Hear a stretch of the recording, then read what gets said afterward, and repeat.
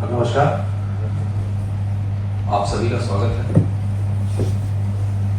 ददरी मेला जो एक ऐतिहासिक, पौराणिक और धार्मिक दृष्टिकोण से अत्यंत महत्वपूर्ण है, इसका शुभारंभ हो चुका है। जैसा कि हम सभी लोग अवगत हैं, कार्तिक पूर्णिमा स्नान के साथ ही ये मेला प्रारंभ होता है और लगभग 1 माह तक चलता है। ददरी मेला न केवल बलिया जनपद बल्कि आसपास के जनपदों के लिए भी बहुत महत्वपूर्ण है। इस मेले का शुभारंभ 6 नवंबर को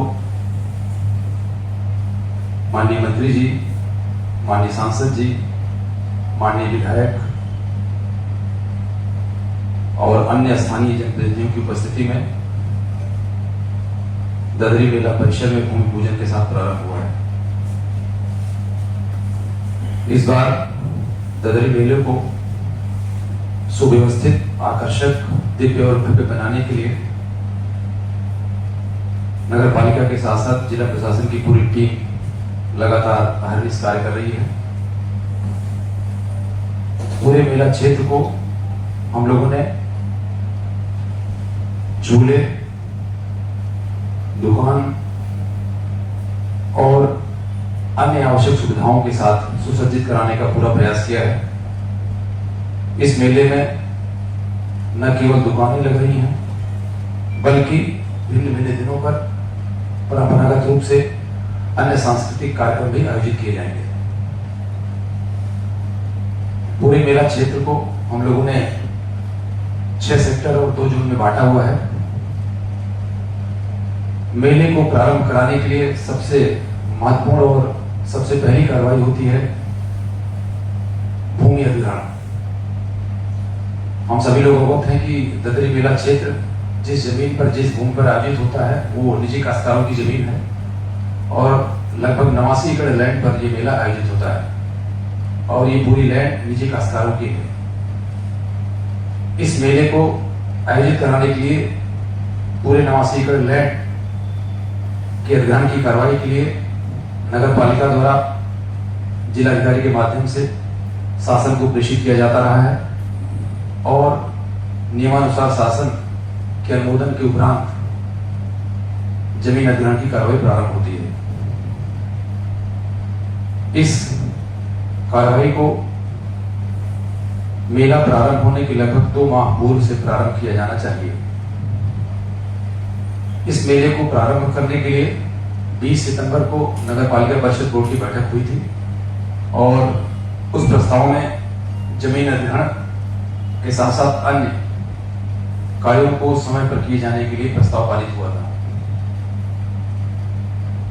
लेकिन समय पर जमीन अधिग्रहण से संबंधित प्रस्ताव शासन को प्रेषित नहीं किया गया, जिसकी वजह से अनुमोदन और जमीनों को लेने में, किसानों के साथ बातचीत करने में थोड़ा विलंब हुआ। जितने भी काश्तकार होते हैं सबको निर्धारित राशि का मुआवजा दिया जाता है और उस जमीन पर लेवलिंग के बाद, साफ सफाई के बाद दुकानों के लिए और अन्य विभिन्न कार्यक्रमों के लिए आवंटित किया जाता है। पिछले सालों में जो व्यवस्थाएं वहां की जाती रही हैं, उन व्यवस्थाओं के साथ साथ हम लोगों ने और मेले को बड़ा रूप देने का प्रयास किया है। पिछले सालों तक 600 से कम दुकानें वहां लगती रही हैं। जैसे मैं 2024 की बात करूं तो 597 दुकानें लगी थी। इस बार हम लोगों ने वहां लगभग 1250 दुकानें आवंटित करने की कार्रवाई करी है। झूले के लिए अलग स्थान है। प्रयास ये किया गया है कि बड़े दुकानदार और छोटे दुकानदार सभी के लिए हम लोग स्थान दे सकें। बड़े दुकानदारों को जो कैपेबल हैं तो उस लेन में रखा गया है। एक दुकान की कीमत 8,000 रुपए रखी गई है और जो उसे छोटी दुकान है उसकी कीमत 6,000 रुपए रखी गई है। कल तक हमारी जितनी दुकानें लेआउट के मुताबिक बनी थी वो सब आवंटित हो चुकी हैं। अब हम लोग सरकारी ऑफिसेज को, जैसे अग्निशमन विभाग, पुलिस विभाग, सामान्य प्रशासन के लिए चिकित्सा विभाग, हॉस्पिटल्स, इन सबों के लिए आवंटित कर रहे हैं और उनके टेंट्स वगैरह लग रहे हैं। भूमि अधिग्रहण के बाद ये सब कार्रवाइयां हम लोग सुनिश्चित कराते रहे हैं। जो कार्यक्रम है भिन्न भिन्न दिनों पे आयोजित किए जाएंगे, उन कार्यक्रमों के बारे में भी मैं आपको बताना चाहूंगा। खेल प्रतियोगिता भी आयोजित होगी। खेल प्रतियोगिता में दंगल है, वॉलीबॉल है, हॉकी है, फुटबॉल है, ये कार्यक्रम वहां आयोजित होंगे भिन्न भिन्न दिनों में। इसके साथ ही साथ हम लोगों ने पूरा प्रयास किया है कि जो लोग वहां आएंगे, दर्शक श्रद्धालु, उन सबों का धार्मिक और भोजपुरी कार्यक्रमों के साथ उनका मनोरंजन भी हो सके। इसके लिए संत समागम, भोजपुरी नाइट्स, लोक संगीत, कॉमेडी नाइट्स, लोक नृत्य और लोक गायन, स्थानीय कलाकारों को महत्व और सम्मान मिल सके, उनके लिए बढ़िया नाइट्स, मुशायरा, कवि सम्मेलन और बॉलीवुड नाइट्स का भी आयोजन हम लोग करवा रहे हैं भिन्न भिन्न दिनों में। पूरे मेले को, जैसा कि मैंने बताया, 6 सेक्टर और 2 जोन में बांटा गया है। मेले में जर्मन हैंगर भी लगने जा रहा है। दुकानें लगभग 80% लोगों ने लगा ली हैं, कुछ दुकानें अभी सजा रहे हैं। आज मेले में लोगों का आवागमन भी शुरू हो चुका है। प्रकाश व्यवस्था हमारी कल तक पूरी नहीं हो पाई थी, उससे आज हमारी टीम कोशिश कर रही है कि पूरी हो जाए। पोच वगैरह लग रहे हैं। 2 अस्पताल हम लोगों ने वहां स्थापित कर रहे हैं। एक जो फर्नीचर मार्केट जहां लगती है वहां एक अस्पताल है, और एक हमारा जहां दुकान और जो हमारा दर्शक देख रहा होगी सांस्कृतिक कार्यक्रमों के लिए, उसके बीच में 80 फीट चौड़ी सड़क पर अग्निशमन के साथ साथ एक चिकित्सालय भी हम लोग स्थापित कर रहे हैं। साथ ही साथ पूरे मेला क्षेत्र में भी ये सिस्टम है, कहीं भी कोई भी आवाज सुन सकेगा। साथ ही साथ पूरे मेला क्षेत्र को सीसीटीवी कैमरे से हम लोग कवर कर रहे हैं। उसके लिए भी एक अलग कंट्रोल रूम बन रहा है, आज संचालित हो जाएगा आज से। साथ ही साथ पूरे मेला क्षेत्र को अलग अलग जोन में बांटा गया है, जैसे फूड कोर्ट, गारमेंट्स के लिए अलग है, कंबल के लिए अलग है, झूले के लिए अलग है, तो इस तरह बर्तन के लिए अलग है। अगर कोई भी श्रद्धालु, कोई भी स्थानीय वासी या बाहर से आने वाला दर्शक मेले में कोई भी खरीदारी करना चाहे, वो उस जोन में जाकर के खरीदारी कर सकता है।